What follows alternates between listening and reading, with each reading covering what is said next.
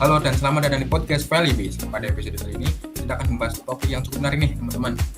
Untuk pembahasan kali ini akan dibantu oleh saya sendiri dan rekan saya Felis Siana. Nah, tepat sekali Sadi. Topik kali ini bisa dibilang menarik karena kita akan membahas hal yang cukup penting bagi bangsa Indonesia, yaitu Pancasila dalam konteks Ketatanegaraan Republik Indonesia.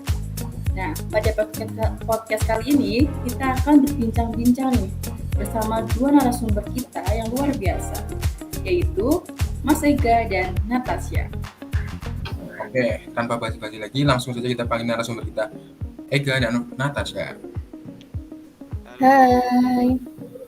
Halo. Oh iya, sebelumnya saya ucapkan terima kasih untuk Mas Ega dan Mbak Natasha karena sudah mau menyempatkan waktunya untuk hadir di podcast kali ini. Sama-sama Mas Adi, saya juga sebenarnya sangat senang karena diberi kesempatan untuk bisa sharing-sharing dan berbagi pemikiran mengenai topik yang menarik ini. Iya, benar sekali Ega. Saya juga sangat bersemangat bisa berdiskusi tentang betapa pentingnya topik Pancasila dalam konteks Ketatanegaraan Republik Indonesia ini. Oke, ya sebelum masuk ke pembahasan nih, kira-kira gimana nih kabar dari Mas Ega sama Mbak Natasha? Kira-kira ada kesibukan tertentu selama 1 bulan ini? Gimana Mas Ega kira-kira? Baik, untuk saya sendiri, alhamdulillah kabar saya baik. Tapi untuk kesibukannya akhir-akhir ini membuat proyek mengenai kepancasilaan. Itu saja sih Mas. Kalau Mbak Natasha sendiri kira-kira gimana Mbak Natasha? Puji syukur kabar saya sangat baik. Untuk kesibukan saya akhir-akhir ini untuk sementara menyelesaikan proyek kepancasilaan. Itu saja sih.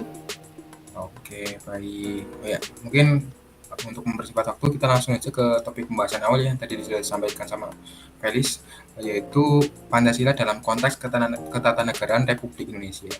Ya mungkin Mas Ega sama Mbak Natasha bisa tolong dijelaskan kepada para pendengar. Menurut Mas Ega sama Mbak Natasha, kira-kira apa itu Pancasila dalam konteks Ketatanegaraan Republik Indonesia?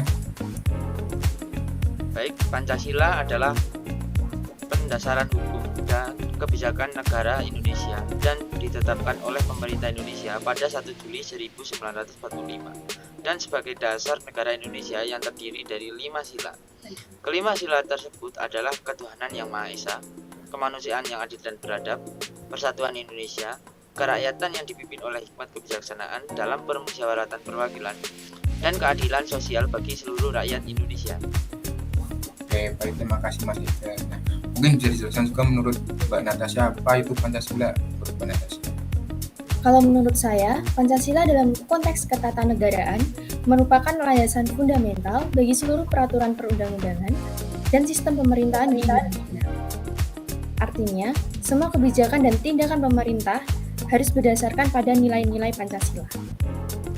Baik, berarti bahwa Pancasila bukan hanya semboyan atau slogan, tetapi memiliki peran yang sangat penting dalam penyelenggaraan negara Indonesia. Seperti itu. Tepat sekali.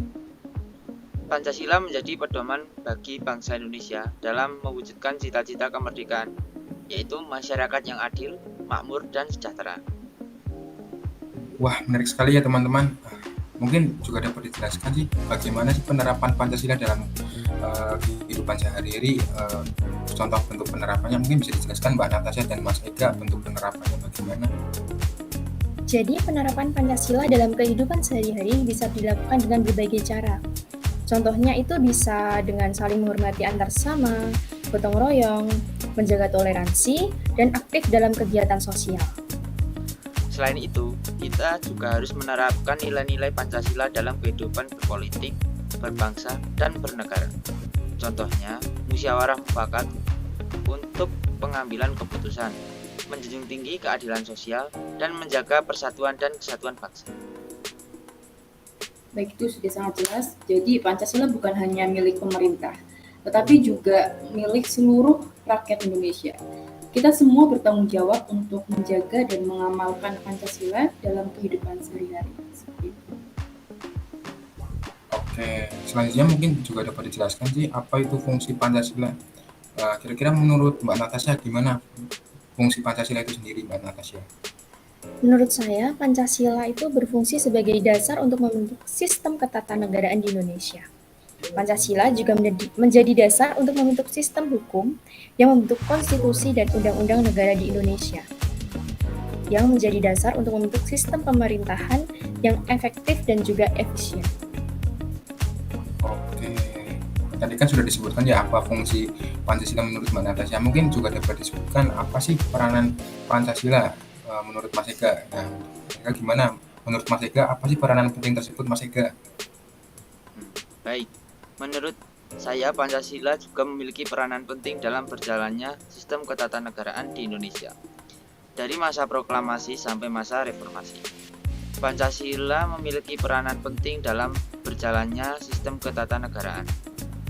Namun, saat ini hukum sudah berkurang ketatatannya, sehingga banyak sekali penyimpangan-penyimpangan yang menimbulkan tenggelamnya kehidupan bangsa dan bernegara sesuai dengan konsep ideologi Pancasila. Baik, tadi kan sudah dijelaskan tentang fungsi Pancasila dan peranan penting Pancasila. Sekarang, apa sih keunggulan dari Pancasila dalam konteks ketatanegaraan Republik Indonesia? Bagaimana menurut Mbak Natasha? Jadi, salah satu keunggulan dari Pancasila dalam konteks ketatanegaraan Republik Indonesia adalah Pancasila mampu untuk menjadi dasar pemerintahan yang terintegrasi, transparansi, dan kebebasan. Pancasila juga membentuk sistem hukum yang membentuk konstitusi dan undang-undang negara Indonesia yang menjadi dasar untuk membentuk sistem pemerintahan yang efektif dan juga efisien. Baik, setelah menjelaskan tentang keunggulan Pancasila, lalu bagaimana dengan tantangan dalam menerapkan Pancasila dalam ketatanegaraan Indonesia saat ini? Silahkan bisa dijelaskan mulai dari Mas Ega dan dapat dilanjutkan oleh Mbak Natasha. Oke, menurut saya ada beberapa tantangan yang harus dihadapi. Pertama, masih banyak pihak yang belum memahami secara mendalam nilai-nilai Pancasila. Kedua, masih ada upaya-upaya untuk menggeser Pancasila sebagai dasar negara. Ketiga, globalisasi dan modernisasi membawa pengaruh budaya asing yang dapat menggerus nilai-nilai Pancasila. Saya setuju dengan pendapat Mas Ega bahwa kita perlu terus melakukan edukasi dan sosialisasi tentang Pancasila kepada masyarakat. Kita juga harus waspada terhadap berbagai ideologi yang bertentangan dengan Pancasila.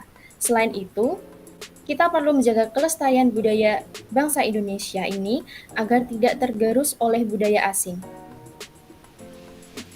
Baik, berarti masih ada beberapa tantangan yang masih kita hadapi. Dan yang sudah disampaikan oleh Mbak Natasha, bahwa kita juga harus waspada terhadap berbagai ideologi dan kita perlu menjaga kelestarian budaya bangsa Indonesia agar tidak selalu terpulur oleh budaya asing. Nah, selanjutnya saya akan membahas mengenai rumusan Undang-Undang Dasar 1945 tentang semangat penyelenggaraan negara belum cukup didukung oleh konstitusi yang memuat aturan dasar tentang kehidupan yang demokratis, supremasi hukum, pemberdayaan rakyat, penghormatan hak asasi manusia, dan otonomi daerah. Nah, hal tersebut dapat membuka peluang bagi perkembangannya praktik penyelenggaraan negara yang tidak sesuai dengan pembukaan Undang-Undang Dasar 1945. Nah, apa saja nih peluang bagi perkembangannya praktek penyelenggaraan negara yang tidak sesuai dengan pembukaan Undang-Undang Dasar 1945 tersebut? Bisa dijelaskan oleh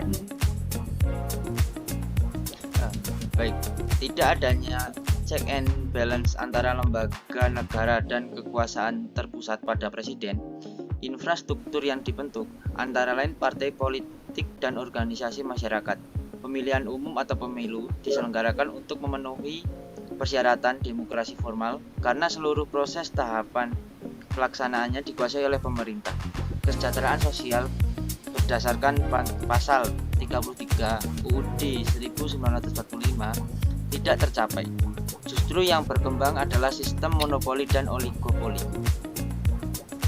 Oke, baik. Tadi kan sudah disampaikan ya pendapat Mas Ega terkait apa saja peluang bagi berkembangnya praktek penyelenggaraan negara yang tidak sesuai dengan pembukaan UUD 1945. Nah, mungkin dari Mbak Natasha sendiri mungkin memiliki pendapat berbeda. Mungkin bisa disampaikan Mbak Natasha kalau misalkan memiliki pandangan yang berbeda, Mbak Natasha. Baik, menurut saya, walaupun sudah banyak lembaga yang terdapat di dalamnya, namun kenyataannya aplikasi ini belum bisa dijalankan. Sistem ketatanegaraan bangsa Indonesia sudah memadai, namun aplikasinya masih belum sesuai dengan yang diharapkan. Aplikasi yang menjalankannya belum seperti yang diharapkan. Negara Kesatuan Republik Indonesia yang terbentang dari Sabang sampai Merauke adalah sebuah negara yang sangat besar. Negara yang diperjuangkan dengan segenap pengorbanan, baik melalui perang maupun diplomasi. Seperti itu, Zaki. Baik, terima kasih Mbak Natasha. Baik, terima kasih atas penjelasannya Mbak Natasha. Tak terasa kita sudah berbincang-bincang cukup lama. Terima kasih banyak atas waktunya dan wawasan yang berharga Mbak Natasha dan Mas Ega. Baik, diskusi kita hari ini sungguh menggali kedalaman tentang Pancasila dalam konteks ketatanegaraan Republik Indonesia. Mari kita jaga dan amalkan Pancasila dalam kehidupan berbangsa dan bernegara. Saya, Felicia Nafdalia, dan rekan saya, Zaki Agostino, pamit undur diri. Sampai jumpa pada podcast berikutnya.